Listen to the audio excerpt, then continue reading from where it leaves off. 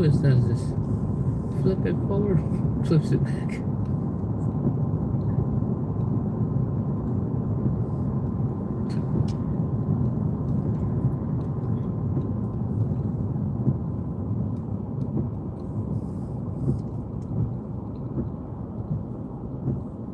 Yeah. Yeah. I just had a couple questions. I mean, I'm a Christian brother. And so I do like to evangelize. I like to share the gospel with people. And I got invited by one of my friends. He was a Muslim. He was trying to get me to come on and ask some questions for you, to you. Right, sure. So you want to ask me questions? Yeah. Or you want to evangelize to me? Which one is it? No, I just want to ask questions. Sure. The main question is essentially, why do you believe that Islam is true? Why do I believe that Islam is true? Well, there's multiple different reasons. Have you checked the videos on my channel? It's many videos where I talk about that on my channel. I have a very specific video as well. It's called Compelling Evidences for the Truthfulness of Islam. I'm hoping that you have checked that or looked at it before you came on the stream. Yeah, there was a video I watched, I believe, where it's like sharing like things like nothing couldn't be made unless there was a creator, things like that. No, specifically about why Islam is the truth, not why we believe in a creator. Because these are two separate things. Yes. I mean, it's a commonality between us and Christians and Jews and like Hindus and every other religion that believes in a God, that we believe in a God. So if I bring evidence that there is a creator, this is just like a theistic thing that all theists will agree upon. Now, on the other hand, I have many videos where I talk about why specifically Islam is the truth. But I'm going to give just a quick summary to basically why Islam is the truth. Islam is the truth for few reasons. Or I'm just going to give some of them because there's many evidences why Islam is the truth. Let's say, for instance, the Quran talks about the future. The Quran and Hadith talk about the future. There's multiple prophecies of the future that Prophet Muhammad ﷺ made and the Quran. These prophecies do not only like include the time of Prophet Muhammad, but hundreds of years after him and even today, 1,400 years later, we see these things happening the way the Prophet ﷺ said them. The difference between them and biblical prophecies, for example, is that they're not vague. They're clear and specific, many of which are actually time-bound and individual-bound. Unlike what many Christians, sadly, I see what they do is that they look at the reality and they put it on the verse. No, I'm not talking about that. I'm talking about clear verses or clear prophecies of the future that indicate certain realities. Now, none of the prophecies the Prophet ﷺ made also are false. None of them are false. They're numerous and they're before the time. So that's one example of why Islam is the truth. Another example is the Quran itself. Its miraculous nature. It's a challenge of inimitability. Nobody can bring a scripture like the Quran. Nobody can imitate. That challenge was there for 1,400 years and remains until today. And you don't have to be a Muslim to undergo this challenge. There's Arabic-speaking Jews, Arabic-speaking Christians, Arabic-speaking atheists, and Arabic-speaking professors in Oxford. And those people, none of them have been able to produce something like the Quran, imitate it or bring a chapter like it or a scripture like it. Also, the Quran's description of the world, things that are created, natural phenomena. Quran's description of mountains, the sky, stars, the galaxy, the universe, essentially things which we are, I would say, learning today to keep up with the Quranic knowledge. So it's not the other way around. It's that what we're learning today is trying to keep up with the Quranic knowledge.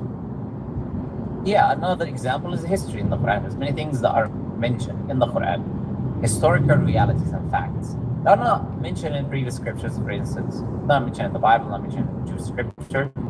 And the Prophet couldn't have access to them for various reasons. For instance, we couldn't read hieroglyphics at the time. The information was in temples which was buried under the sand. It was in languages which was dead at the time of the Prophet ﷺ. He couldn't speak it. So the Quran has many information about the past like this.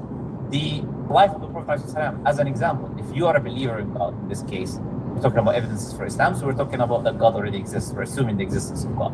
Yes. So looking at the life of the Prophet ﷺ, you are unable to essentially bring any alternative other than the fact that he was a messenger of God if you study his life.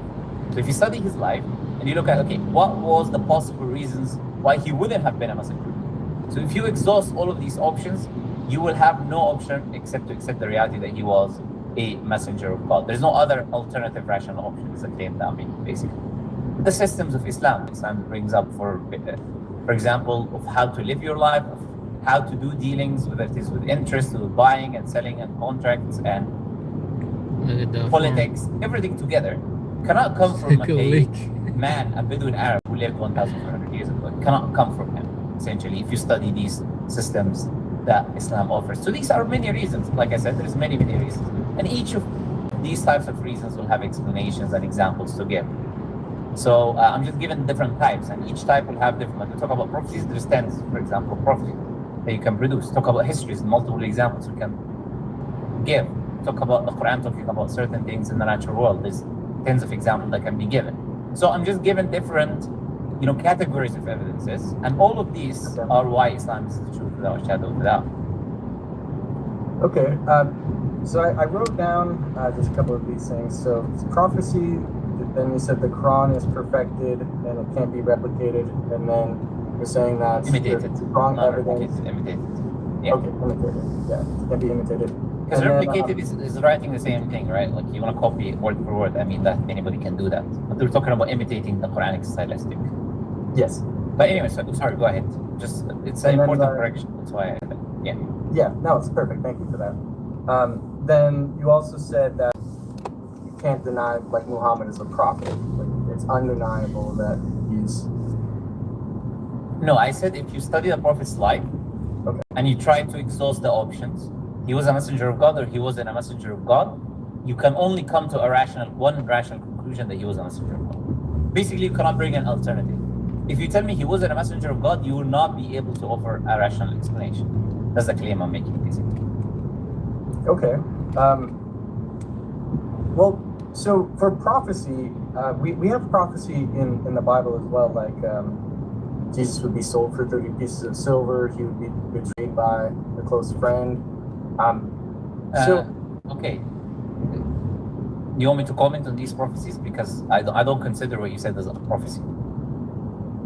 Okay, well, go ahead. Oh, can you present the verse that you said about the pieces of silver? Oh, the 30 pieces of silver? I don't have it off the top. Whichever prophecy you want. Yeah, whichever prophecy. I'm going to show you basically why I'm rejecting what you're presenting as prophecies that they're not actually. They don't withstand reasoning if you actually criticize them. Okay, let's see. So there's a prophecy here, Zechariah 11:12 and 11:13. Can you read it for us? Yeah, I'll open this up. Okay, so Zechariah 12 says, "And I said unto them, if ye think good, give me my price, and if not, forbear. So they weighed for my price 30 pieces of silver. And the Lord said unto me, cast it unto the potter a goodly price, that I was priced at of them. And I took the 30 pieces of silver and cast them to the potter in the house of the Lord." So. Okay. So it seems to me that Zechariah is talking about, you see the heading, two shepherds, and it's talking about buying and selling something. This is what it seems to me. So how is this a prophecy?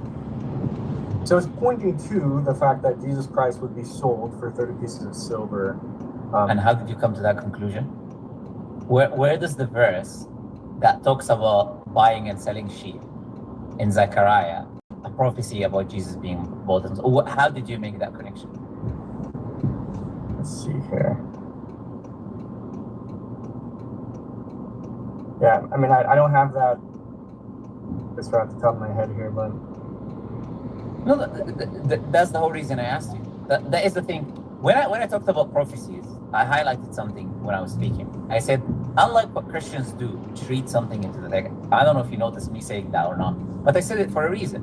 Because Christians don't really have any clear prophecies of Jesus. Nothing you can present that can actually was. And I challenge you, bring me even one prophecy, one clear prophecy about Jesus. You're not going to be able to present it rationally. The minute I criticize it, you're going to realize that you are like essentially presenting something which has nothing to do with reality. So, well, there's another one here, Isaiah 7:14, that says that Jesus would be born of a virgin. So it says, therefore the Lord himself shall give you a sign. Behold, a virgin shall conceive and bear a son, and shall call his name Emmanuel. Sure. Perfect. Okay, I love that. So can you show me where is Jesus called Emmanuel? Who did his mother or anyone ever in the New Testament call Jesus Emmanuel? How about one person? We don't call him Emmanuel. Emmanuel. The verse says he shall be called Emmanuel. If I say you will have a son and he will be called Lucas, but nobody calls him Lucas, then we're talking about two different people here. Okay. So Emmanuel's more like a title because it just means the Lord is with us. No, it's not. And my name, Muhammad, means the praised one. It doesn't mean it's not a name. Just because a name has a meaning, it doesn't remove the fact that it's a name. I mean, I know this is how Christians try to escape the idea, but most of the Hebrew names and the names of prophets have meaning. That doesn't mean anything. Just because a name has a meaning doesn't mean it's not a name. Are there people today called Emmanuel, or do we say that's not the name because? Oh, well, of course. Emmanuel Yeah, means of course. God? Of course. Yeah, of No, course. So it's a name. That's not how we interpret it, though. We recognize it to be that. Well, it's not about interpreting. If you present a prophecy, you say, here's a prophecy. The conditions of the prophecy are two: born of a virgin called Emmanuel. Okay, now we need someone who fits that prophecy, being born of a virgin and called Emmanuel. Is there someone who is fitting that prophecy so far? No. I can bring someone who's called Emmanuel. I'll tell you, look, he is fitting the other half of the prophecy. You have someone who's fitting half of the prophecy about being born of a virgin. I have someone who fits the other half called Emmanuel.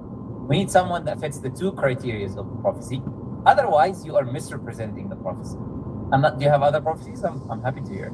Just bring me one prophecy about Jesus, just one. So there's another one here. Let's see.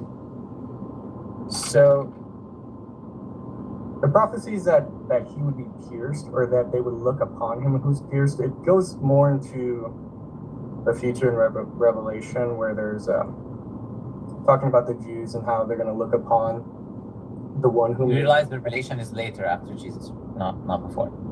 Yes, but so that's not prophecy. The verb is pierced here, so Jesus was pierced while he was on the cross. Yes, so talking about something in the past. Yes, exactly. So how's that prophecy? So here in Zechariah, it would have been a prophecy because this is still before Jesus was born, that he would be pierced on the cross. No, you said Revelation. So what does Zechariah say? So in Zechariah, this is Zechariah 12:10. Here it says, "And I will pour upon the house of David and upon the inhabitants of Jerusalem the spirit of grace and of supplications, and they shall look upon me whom they have pierced, and they shall mourn for him as one mourning for his only son, and shall be in bitterness for him as one that is in bitterness for his firstborn." So Jesus is pierced on the cross, right? Like the nails in his hands and feet. Right? I'm sorry, but I want you to listen to what you're saying.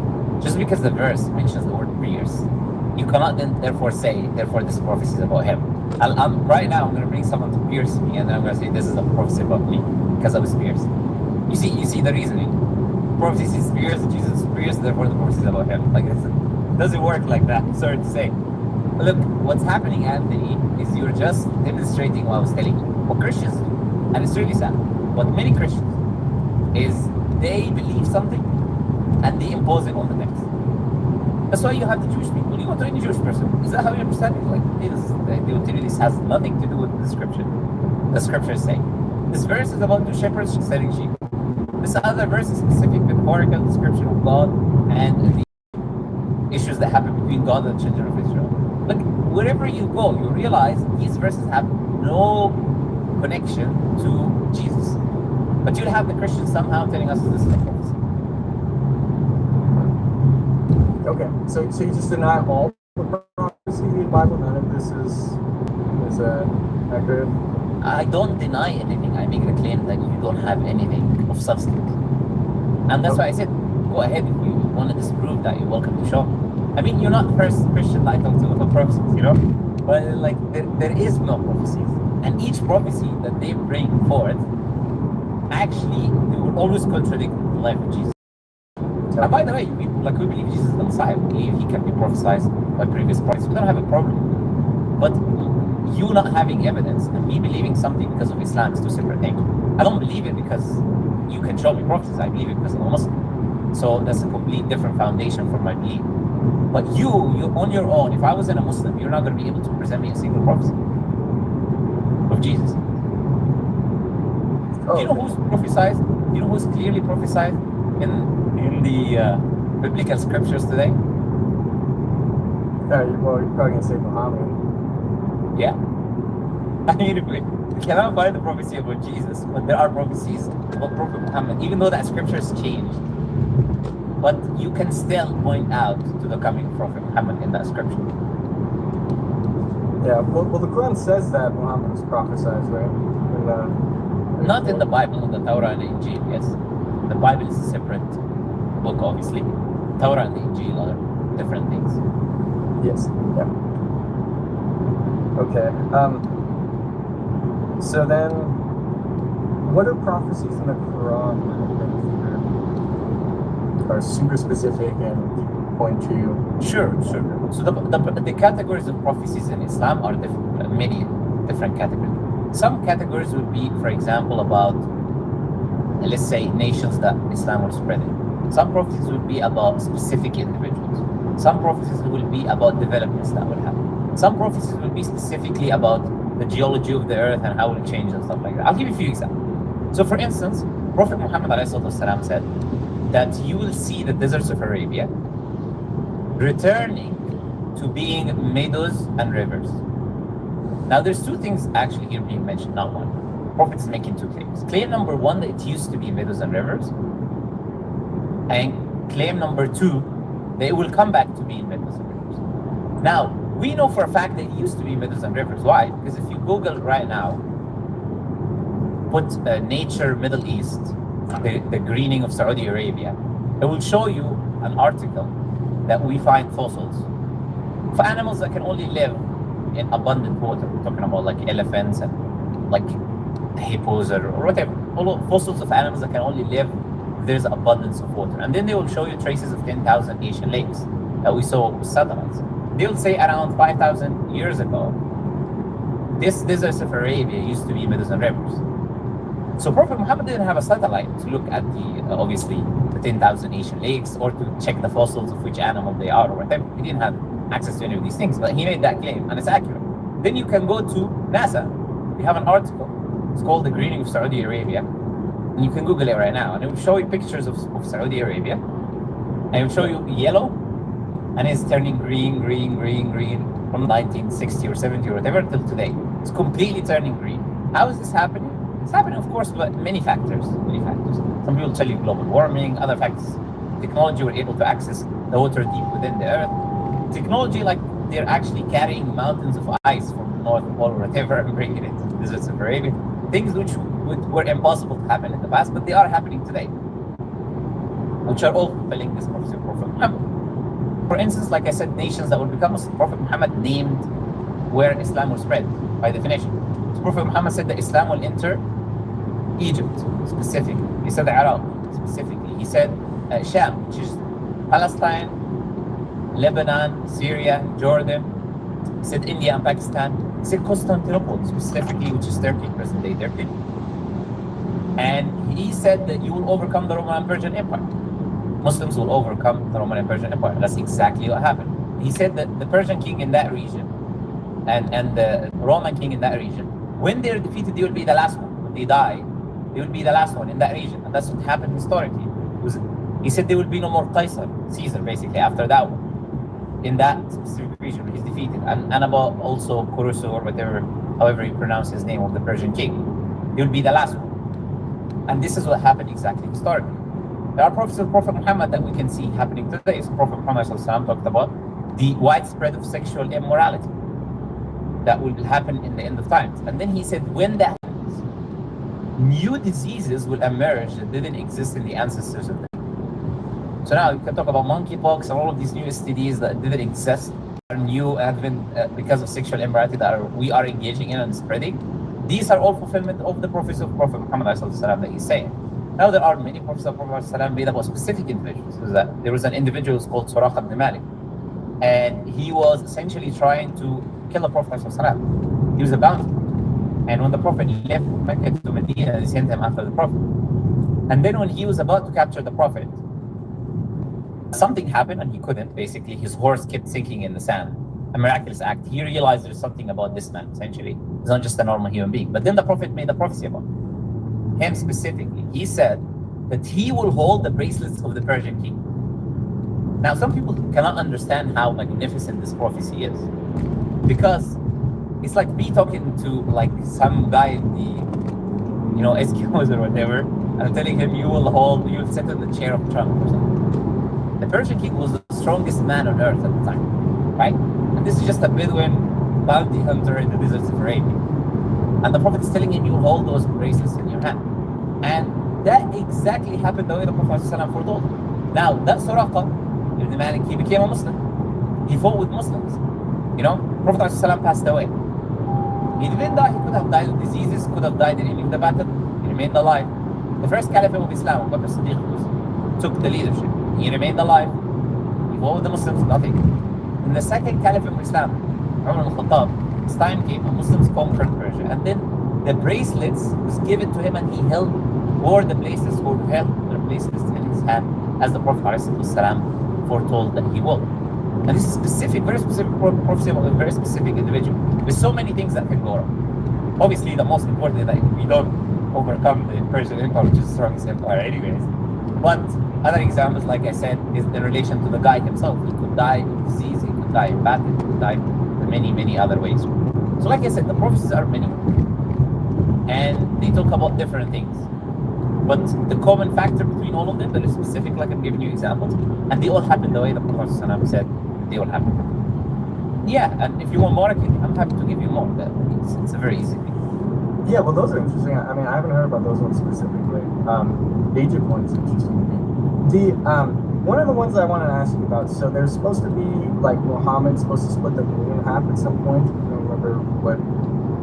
don't remember where he does that, but... Yeah, so that's not a prophecy. That's obviously, like you can say, a miraculous act the Prophet ﷺ did. Yeah, like we say, Jesus walking water or multiplying food or whatever. Prophet ﷺ did many of these things as well. He was alive and his people witnessed. Now, one of those things is the splitting of the moon, but it's not the Prophet splits the moon, it's God splitting the moon.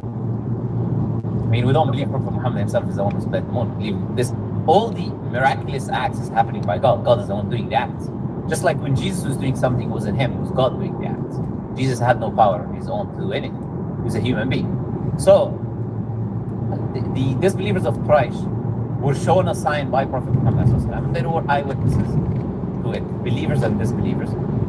We have multiple narrations about this. Is that basically the moon was parted into two pieces and then Allah rejoined it after as a sign for those people to see, to believe. And the Quran mentions that in Surah Al-Qamar, in the chapter Al-Qamar, where it says that the day of judgment has come near and the moon has split. And then it talks about the disbelievers. If they see a sign, they turn away and they say magic. So this is basically was the case with the disbelievers of Quraysh. Yeah, so that's one of the miraculous acts that happens. Okay. Do you think we should see evidence of the moon having been split? What kind of evidence would you like to see of a past event where God is separated the moon into two parts and then joined it together? What kind of evidence do you expect to see? Maybe like a giant fissure or something on the moon, splitting it like down the middle. Like a giant fissure on the moon, like a crack. Why would that be there? Why would that be there? If God rejoined it, does God, like, it's like, like imagine a glass and a glass splits in two, and then you put some glue so you can find the place of the crack is still there. That's obviously not a good job of rejoining the cup, is it? Now, God is a perfect being. God can rejoin the moon and make it fall perfectly the way it was. Why do you need to have a crack on the moon? I don't get the logic there. Well, the point is just evidence that the miracle had taken place, right? We don't need evidence. Why do we need evidence? We don't rely on the splitting of the moon as evidence, the primary evidence why Islam is true. We don't do that. You asked me about the evidence for Islam, for example. And I gave you all of these different types and examples. Did I mention anything about spitting on the moon? No. Or I brought that. yeah, not only that, did I mention anything about the Prophet ﷺ multiplying food, or the water gushing out from between the Prophet's hand, or rocks or stones speaking in the hands of the Prophet, or I can go on and on and on. These were things that happened at the life of the Prophet. You cannot see them today, I cannot see them today. So you can just say, I don't believe in that anymore. And that's it. And then I don't have anything to essentially, prove to you for a fact that this event happened. However, the other prophecies I'm giving you, these are historical realities that I can demonstrate, and you cannot argue back against them, if that makes sense. So they're objective in that case. That's why if a Christian comes to me and says Jesus is God because he's resurrected, you cannot prove that. Sorry to say, you can say that all you want, but you cannot prove that he's resurrected. You cannot say Jesus was God because he multiplied food. You cannot say Jesus was God because he turned water into wine, or whatever miracle you want to talk about. These are all accounts that you cannot prove them to me today, or demonstrate them to me, to prove that Jesus is actually from God or God. Okay. So, well, I guess the only other point was if you were saying that, like Muhammad, it's undeniable that he's a prophet, or like it's. I'm saying you cannot give me another. I'm going to repeat it again in a simple way. You cannot give me any rational alternative. If you study the Prophet's life, you cannot give me another rational alternative other than the fact that he was a messenger. If you say he wasn't a messenger, you have to give me a rational case after studying his life. Meaning, why would he be doing what he was doing if he was a messenger? If that makes sense. Okay, well, I think one of the main things about the prophet is that they perform miracles, right? So sure. And I was just talking about Muhammad, such as the prophecies of Prophet Muhammad, such as the information of the past of Prophet Muhammad, such as the Quran, which is a living miracle till the end of time. I mean, such as all of the information about the life that we are studying and looking at. All of these are the evidences I'm giving.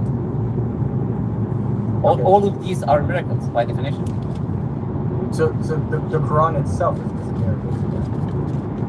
Quran is the biggest miracle, of course. Okay. So how do we know? I was just telling you why is the miracle. I was just giving you the reasons why it's the miracle. Yeah. And I'm going to ask a question. Can any human being tell you the future, or tell you the future exactly the way it happened, specifically the way the Prophet did?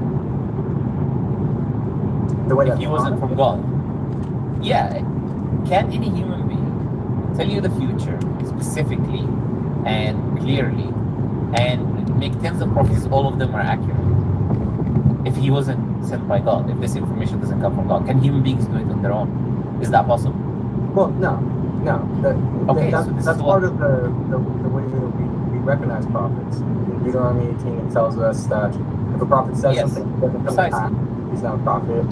So all of the things that prophets said have to come to pass. But yeah, precisely. So that's the point I was making about Prophet Muhammad being a prophet. This is the miracle. This is one example of a miracle. Yes. Yeah. Okay.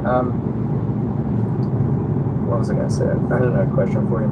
So evidence does not only need to be a miracle. So it's a claim I was making.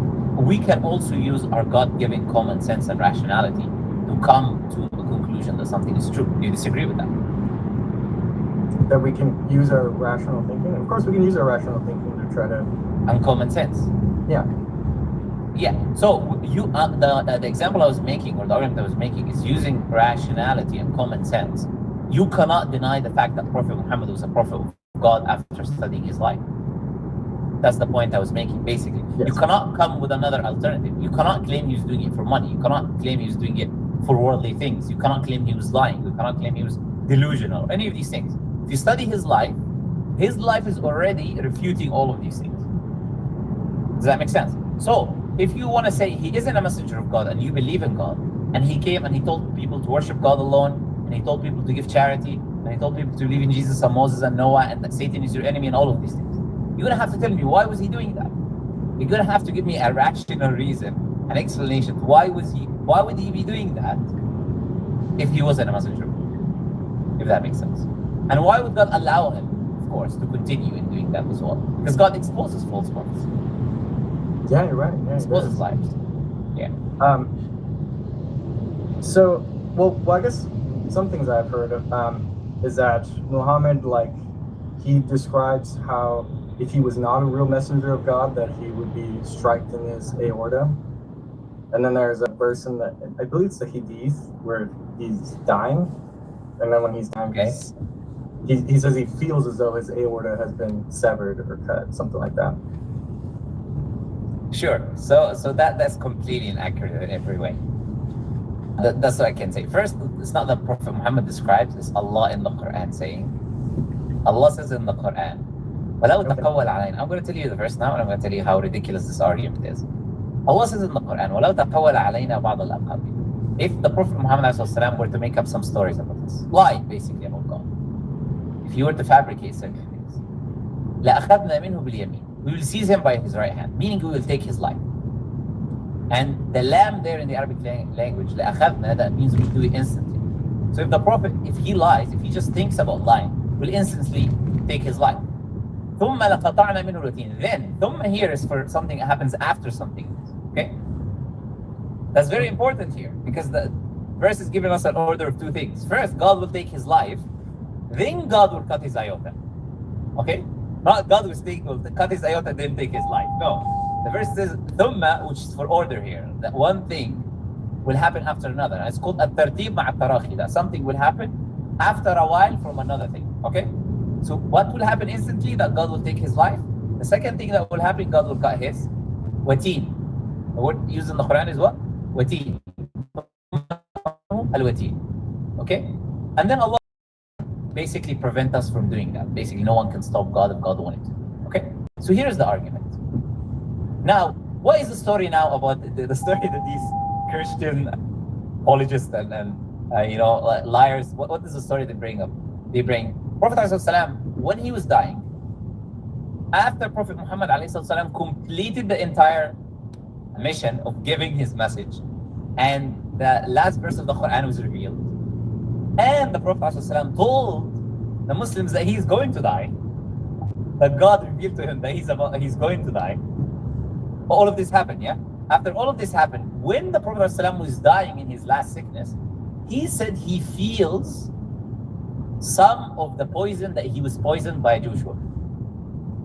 And then he says, I feel as if. What does as if mean? It's like, it feels like something's happening. Yeah. It's not Does it mean that, an accurate depiction. Does it mean that something is happening? Does that mean that thing is happening? Okay, no. So then he said, as if my abhar, which is not the wateen, these are two different veins, are being separate. So he doesn't not say the same vein, he says a different one, but he doesn't only not say a different one, but he also says that as if it's being separate. He doesn't say it is being separate, it is as if it's being separate. Okay? Then the Prophet refers to that poison. Do you know what that poison is?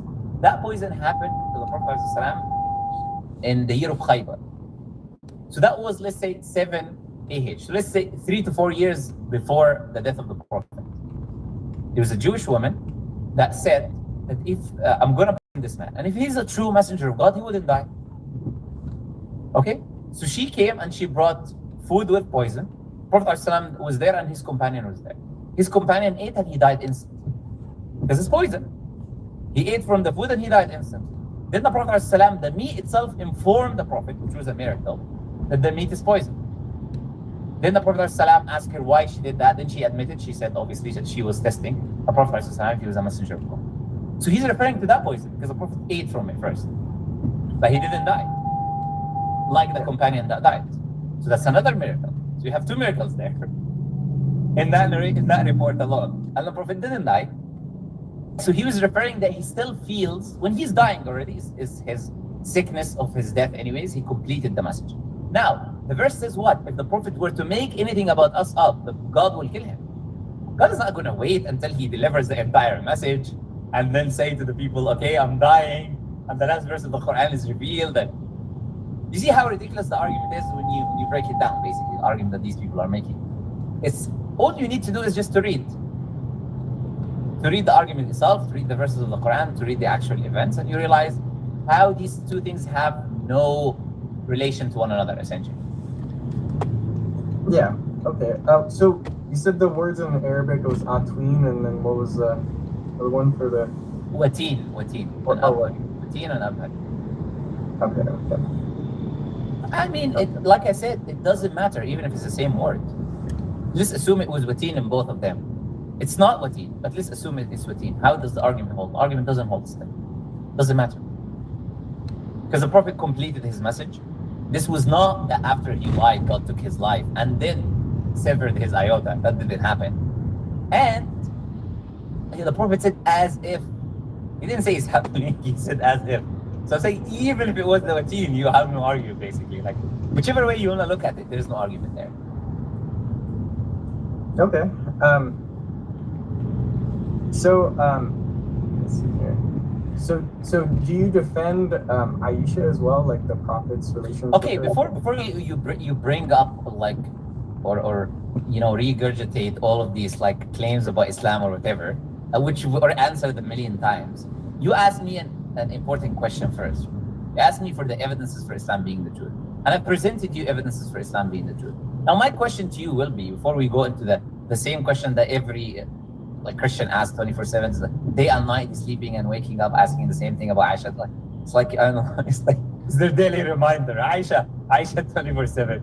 We answered that a million times. Like it doesn't work anymore. You got to come up with something new. We already talked about that a billion times before. So now, what prevents you now from accepting the evidences that it's been established to you that Prophet Muhammad is a messenger of God? Well, for me, I have a personal encounter with Christ, so I'm a little bit different in the way that I perceive these things because of my own. You realize that your own personal experience does not negate the fact that the evidence of Islam makes it true. No, it's completely irrelevant. From the way that I view it, the story of Muhammad encountering the angel in the mountain, and like that's like the piece that I genuinely care about. If like Islam was true, that Muhammad actually has to receive true divine revelation from God,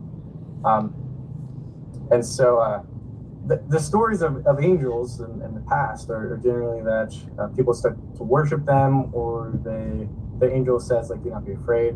But then in Muhammad's story in the Hadith, it's like whose story? That's not true.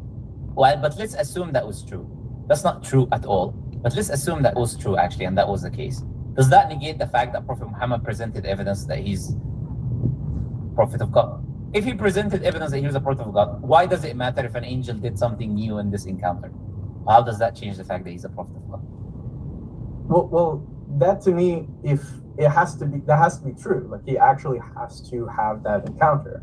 Because if it's not actually with a genuine... Yeah, the evidence that he had the encounter is what I was telling you. The prophecies of the future, the knowledge about the history, the knowledge about what God created, the earth, the moon, stars, all of these things.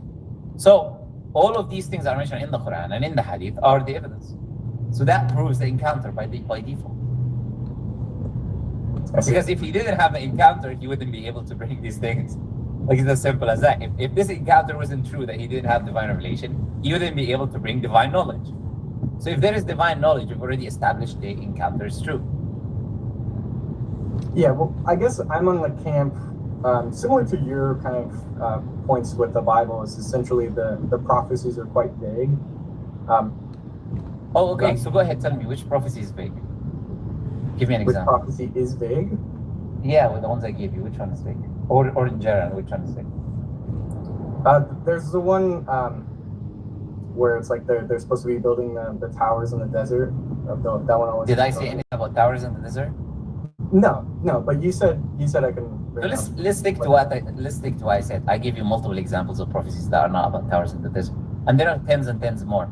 So assuming there is a prophecy about towers in the desert that you think is vague, it doesn't change the fact that there's tens of others that are clear. How does that? It doesn't change the argument at all. Well, all of the prophecies have to be essentially true. They all have to come true. They all have to be real, right? For the prophet to be a true prophet. Yeah, they have to be real, but nobody says that every single one of them has to be explicit, clear in every way. It can be clear and it can be true, but to you, from your own personal subjective idea in this case, but you think it's not clear. It doesn't change the fact that all of the other ones are true.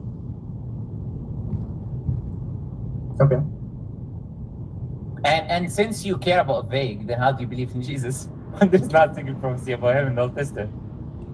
When I literally just give you tens of prophecies that are clear, or multiple prophecies that are clear, and I can give tens.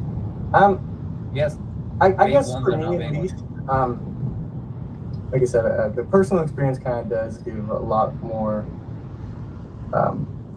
openness. Even though after I had my personal experience, I didn't actually fully accept Christ immediately. It was after that I came to Christ. Did you know the Hindu who had a personal experience with the cow and the cow dung? He had his own personal experience as well. Why don't you follow Hinduism?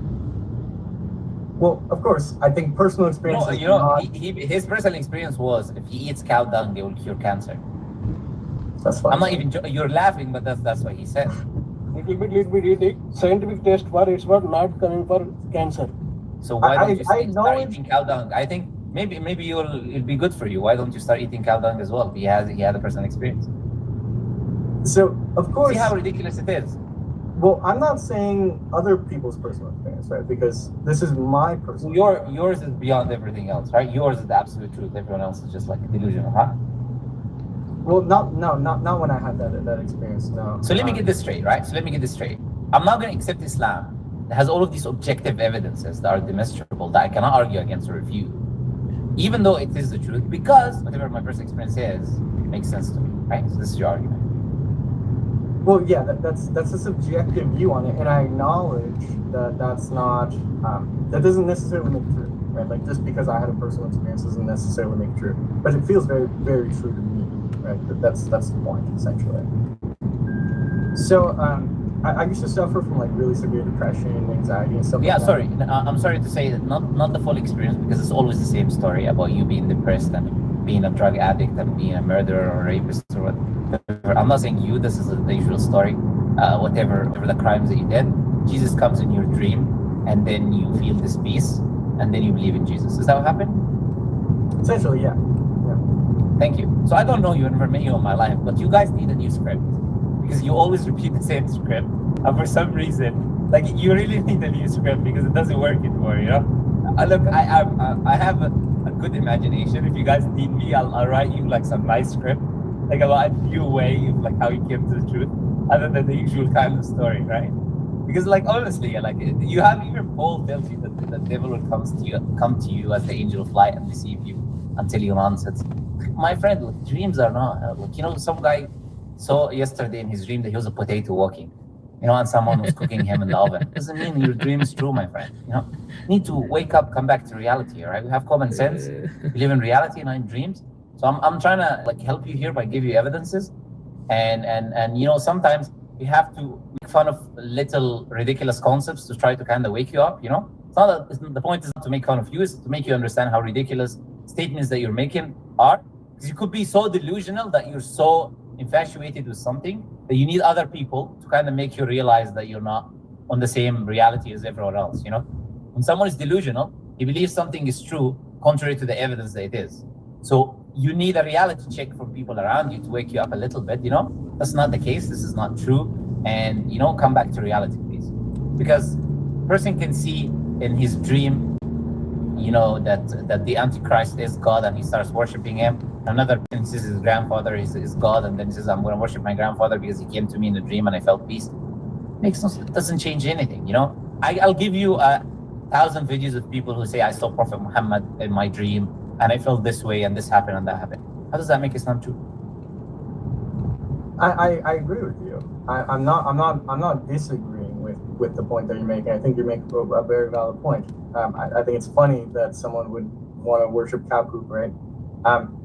So the personal experience, I think for the individual is going to be just different. It holds more weight, right? It holds more weight on an individual scale versus like everybody else, right? That's why it doesn't. Yeah, but why do you think? Do you think it's okay for me to make fun of your personal experience? It's okay for you to make fun of my personal experience? Yeah. Do you think I should be making fun of your personal experience? It's a good question. I think that, I mean, if it sounds like crazy, but then you can also say, well, you can't really deny people people's personal experience, right? You can't really deny it, but you can, I guess you can. No, you can rationalize that the personal experience is, number one, not evidence.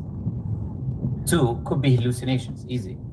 I mean, someone is depressed, so you're from a Christian background, or you grew up in a Christian society or whatever, right? And then what happens, you're in a very bad stage in life, you're depressed, whatever, and then you dream about something. You wanna find a connection with God. So the first thing you think about is what you've been taught with your parents. Doesn't mean it's the truth. Doesn't make it true. Your brain trying to bring you a sense of hope, trying to take you out of this state of depression and sadness that you're in. So it's showing you something. Doesn't make it real. Yes, yeah, I'm not disagreeing Okay. with what you're saying. When I saw that I was flying in the air and like beams are coming out of my eyes, and I was in the sky, moving around in my dream. Is that real? I saw that in my dream. Does it mean it's real? No. So does it mean the personal experience is not real? So the personal experience, it doesn't It's true mean to that, me. yeah, it doesn't, it's different, I would say, on an individual scale, but it doesn't make it broader truth. It can make it true for, I guess, for the personal individual, or at least Truth is not subjective. Truth is objective. Yes, there's objective truth, of course, yes.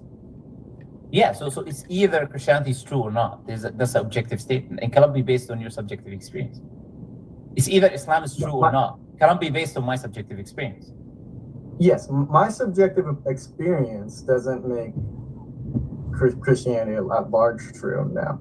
It makes it true for me on an individual scale. No, it doesn't make it true at all. All it does is you had an experience that misled you to thinking that this could be the truth. But it doesn't make it true. If you want to say it's true, objectively, you need to have evidence for that. So if you're essentially saying, look, there's objective truth that Islam is the truth, subjective evidence that Islam is the truth, but I'll take my personal convoluted experience that can easily be false over that. You see how irrational that statement is? Yeah, well, I do think there's other points that point to the Bible being true and things about Jesus being true. So I'm a big fan of the Shroud of Turin. I think the Shroud of Turin is one of the most fascinating pieces of evidence for Christ. I know there's a lot of debate on it, but I enjoy that one the most. Like, debate is an understatement. Okay, this is the thing. Like, you gotta find the small. How is that shroud proving anything? It doesn't prove anything. Even if I were to take it's not forgery and I'll say it's okay, it doesn't prove Christianity. It doesn't prove the Bible being from God. It doesn't prove any of that. You cannot make that connection.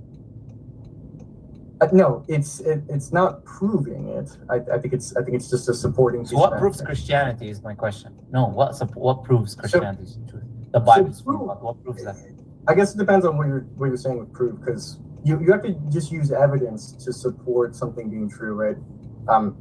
It's not like I'm proving like 2 + 2 = 4 or something like that, right? It's different. No, no, it is, because I just gave you rational evidence for Islam being the truth. Yes. So I'm asking you for something similar. Yes. So I think there's tons of history about Christ, rising from the dead outside of the Bible, as well as in where is that? Is there any eyewitness accounts that anyone who saw this happen? We're not getting eyewitness accounts. We're getting accounts like from Tacitus and Josephus, or people who were recording. Do you know that? Claiming to see. Yeah. Like Tacitus and Josephus, their earliest manuscripts of their writings is like the 9th century. So 900 years later, we have a manuscript of attributed writings to Josephus and Tacitus, writing what people were saying. How does that prove anything? Well, it's supporting evidence, right? No, I'm not asking you. It's not supporting anything, because even like I said, it's not historically reliable. And even if it was, assuming a man resurrected, God resurrected a man, like he resurrected Lazarus, doesn't mean Christianity is the truth. So the claim Jesus could resurrect, but God resurrected Jesus. That could be true, and at the same time, your entire book is false. Both of them can be true. So it's not supporting evidence in any way, shape, or form, because just the fact that he's resurrected doesn't mean anything. If you even have evidence for it, which you don't. Well, I think the resurrection actually is the pivotal point, because the resurrection is essentially the grounding of the faith of Christianity, right? Because if we didn't have a resurrection, we No, it's not. Jews. No, it's not. No, it's not. You need the original sin, and then you need the fact that the death was to atone for all human sins, and you need the concept of the original sin, and then you need the fact that Jesus is God Himself, and then His death was the atonement. All of that you don't prove it just by resurrection. That's why I said the resurrection can be true and your entire ideology can be false. That doesn't, there is no conflict there between the two. Basically, look, okay, Anthony, I'm just going to ask God to guide you, man. I'm going to let you go at this point. I'm going to move on to the next person. It's been a pleasure. God bless you.